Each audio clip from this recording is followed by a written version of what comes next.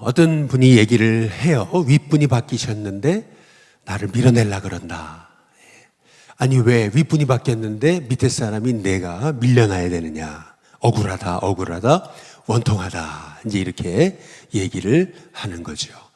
누가 없는 말을 지어내서 계속 퍼뜨리고 다닌다는 거죠.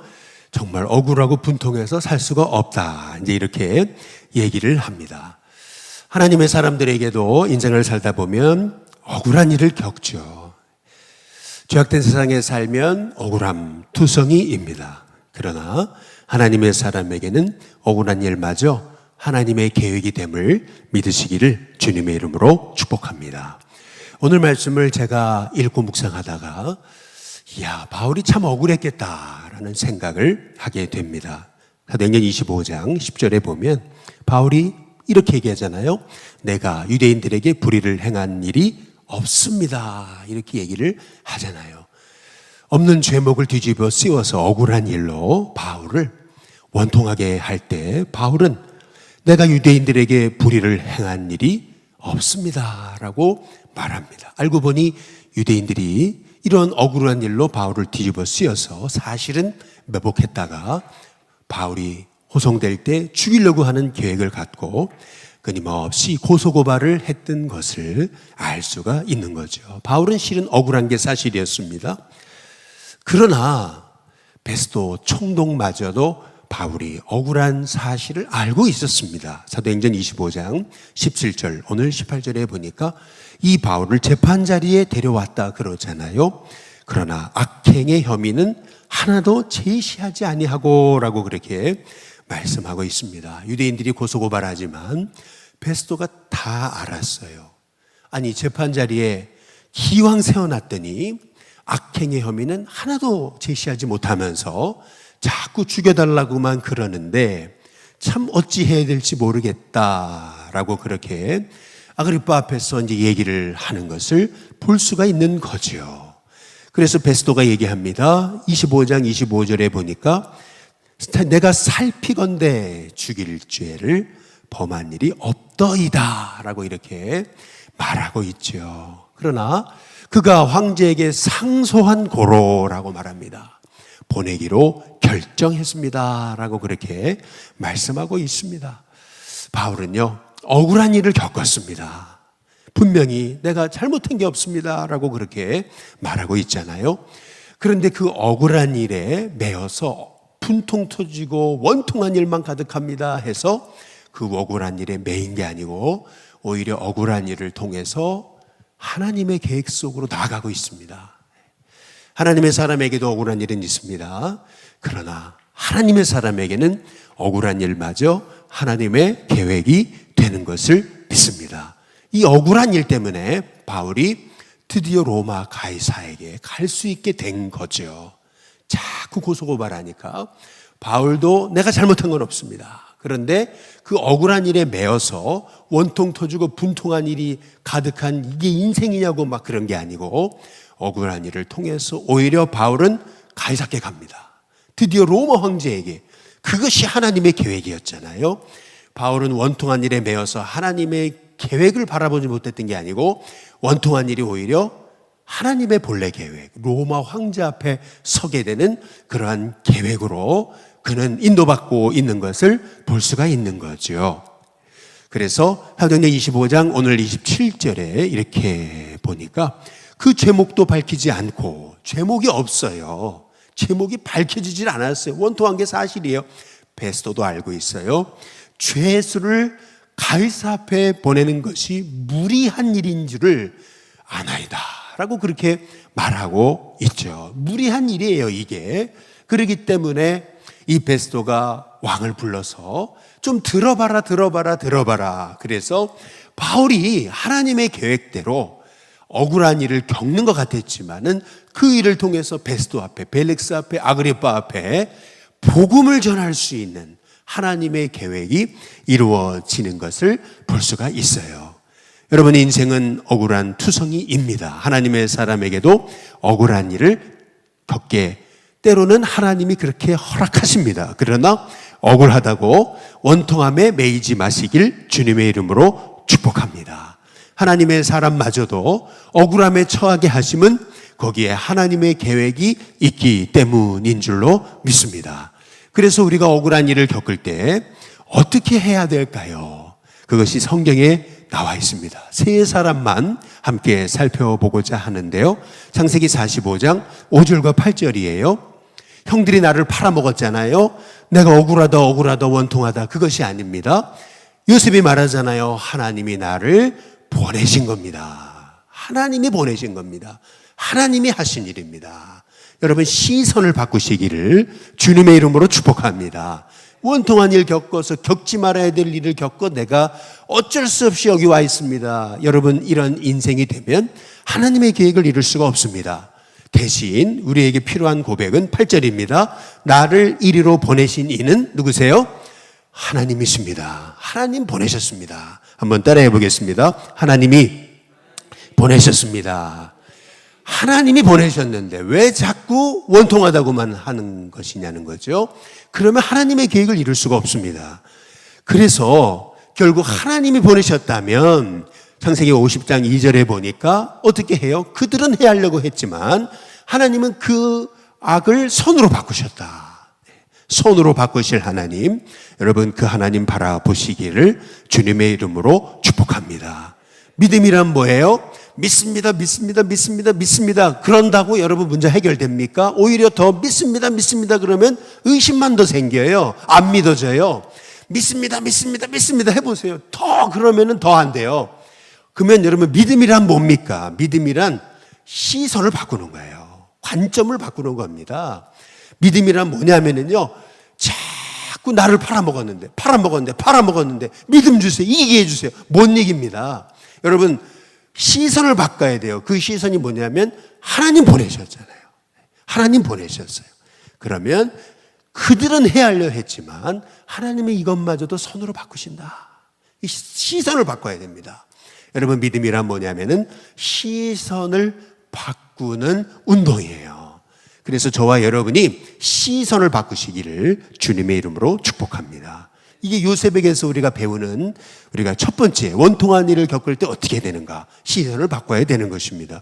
두 번째로 우리 다니엘을 통해서 원통한 일을 겪을 때 어떻게 해야 되는가? 다니엘서 6장 10절에 보니까 이렇게 얘기하잖아요. 알고도. 뭘 알았어요? 말도 안 되는 일로 자기를 누명을 씌워가지고 죽이려는 것을 알고도. 죄를 지은 게 하나도 없는데 원통한 일을 뒤집어 씌웠어요. 알아요. 그러나 다니엘이 어떻게 합니까? 원통합니다. 이게 아니잖아요. 뭐라 하냐면 하루 3번씩 무릎을 꿇고 뭐 했어요? 기도했습니다. 하나님의 사람은 원통한 일을 기도로 풀어가는 줄로 믿습니다. 억울한 일이 가득한 게 인생이에요. 그 억울한 일을 푸는 방법은 기도라는 거죠. 그런데 어떤 기도냐?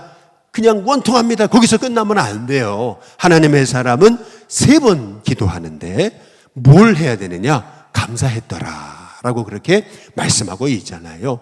우리가 여기서 기억해 봐야 되는 것은 뭐냐면은 자기 집에 돌아가서는 윗방에 올라가서 예루살렘을 향한 창문을 열었다 그랬거든요. 창문을 열었다. 전에 행하던 대로 하루 3번씩 무릎을 꿇고 기도하며 하나님께 감사했더라. 여러분, 다니엘이 했던 일은 뭐예요? 원통한 일, 괴로운 일에 집착한 게 아니고 예루살렘을 향하여 창문을 열어놨다 그랬습니다. 시선을 돌린 겁니다. 하나님께 시선을 돌린 거죠. 하나님 아시지요. 그러면서도 원통한 일에 매인 게 아니고 감사했다.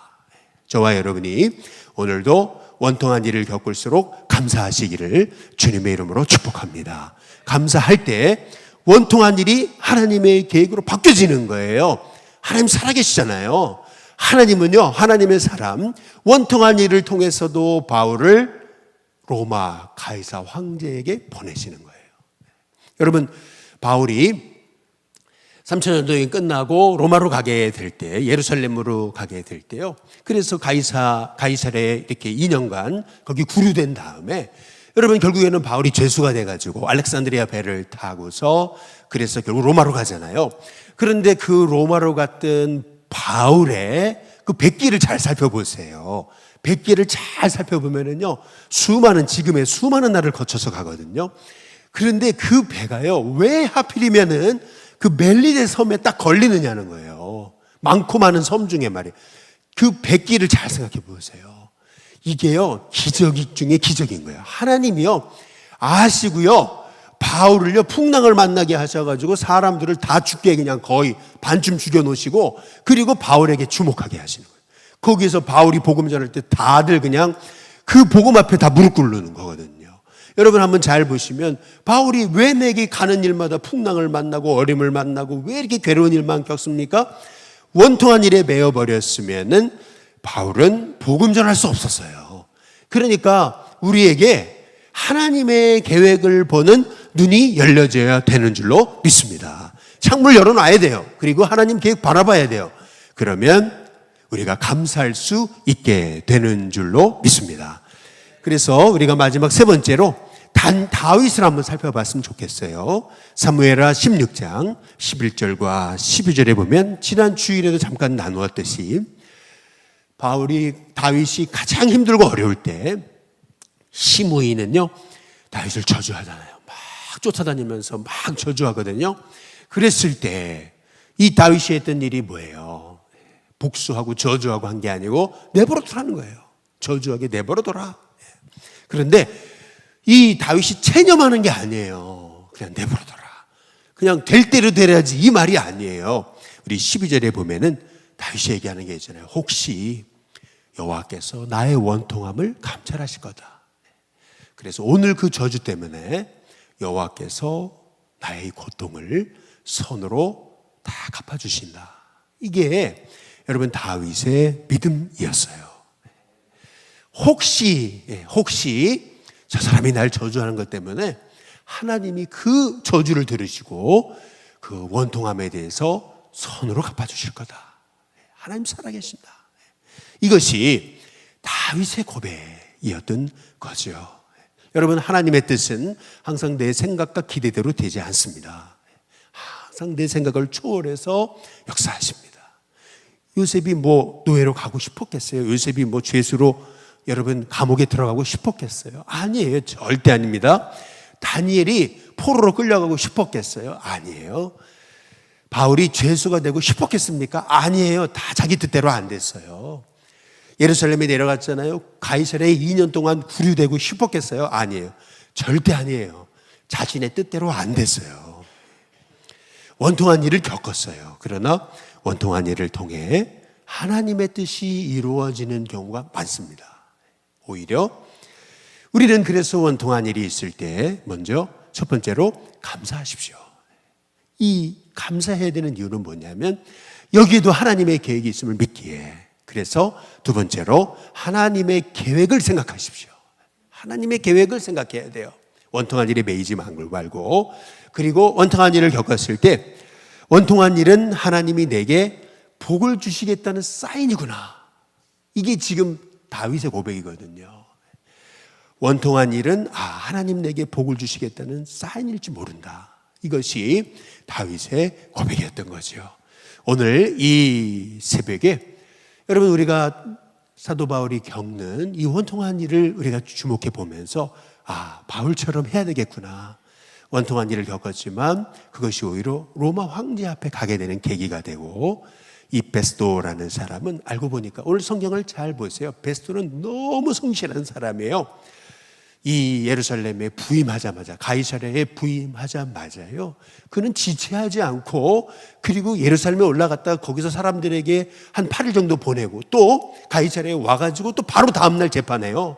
하루도 쉬지 않는 사람이에요. 너무 성실한 사람이에요, 베스도. 오늘 말씀을 잘 보시면 날짜를 잘 보세요.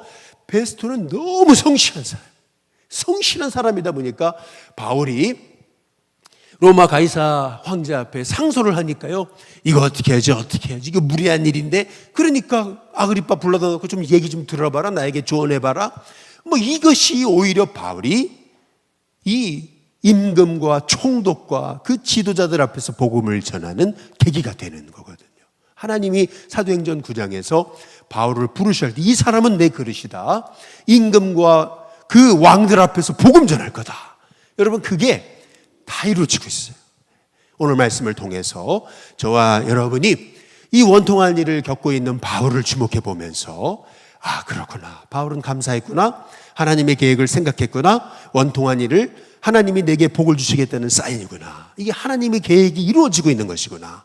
바울의 이 관점을 가지고 승리하는 저와 여러분이 다 되시기를 주님의 이름으로 축복합니다.